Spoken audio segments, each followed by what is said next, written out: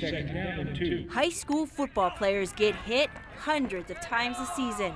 They condition their bodies, but no amount of working out can toughen up your brain. 55,000 adolescent players end up in ERs every year with concussions or worse. In 2008, Trinidad high school player Rhett Rodolphe suffered brain damage and paralysis. It just makes me feel sad and useless that I have a messed up arm and leg and stuff. We know that concussions are related to G-forces. Dr. Thomas Mano treats young athletes with concussions. We measure how quickly your skull accelerates or decelerates, and then we assume your brain bounces around inside your skull. He says you're likely to get a concussion if the impact is about 100 Gs. That's 100 times the force of gravity. That's what Dr. Stefan Dumas studies at the Virginia Tech Wake Forest School of Biomedical Engineering. He started by putting sensors on college players. We took 10 years, millions of data points, brought it in the lab, and recreated test energy levels to simulate what the players see on the field. We'll take a helmet, test each helmet 120 times at different heights, different directions. Professor Dumas tests and rates new helmets every year. 5 stars is best. 1 star is considered marginal. I can take, for one drop test, a 1-star helmet and I'll get 150 Gs. Replace it with a 5-star helmet, I can cut that in half to 75 Gs. And our fundamental point is there's a huge difference between 150 Gs and 75 Gs. So Nine wants to know, why aren't Colorado high schools using this star rating system?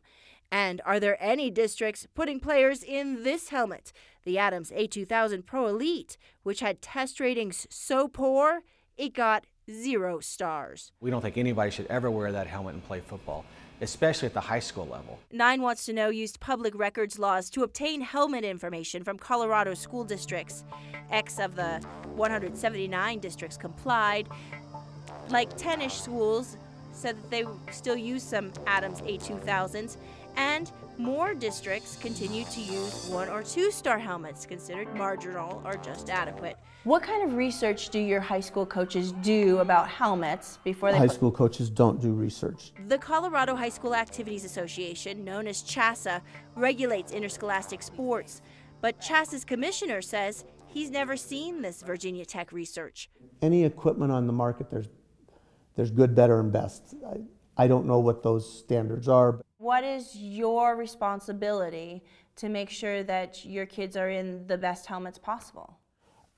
That responsibility follows to the school. The only requirement for Colorado high school helmets is that they're certified by NOCSE, the National Operating Committee on Standards for Athletic Equipment. It's partly funded by the companies that make the helmets. We'll test it to the appropriate standard and tell you if it works. NOCSE uses a pass-fail system and says there's not enough research on what causes these kind of head injuries to really rate helmets. We know there are these other mechanisms that cause these intracranial shear strains that result in injury. Therefore, we're not sure what to do. And if you're not sure what to do, you'd best not make the wrong decision. So you have to progress very slowly. But Dr. Mano sees the value in the stars. Do you know what kind of helmets your kids are wearing when they come in and they have a concussion? You know, we don't routinely ask that, and maybe we should. And that's a learning point for me from this. NFL teams are also hanging these posters with Virginia Tech's helmet ratings in the pros' locker rooms. But what do we want for our younger players? Would you put your kid in a 1-star helmet made in 2004 or a 5-star helmet made in 2014? I would hope that I'm in a 5-star made in 2014.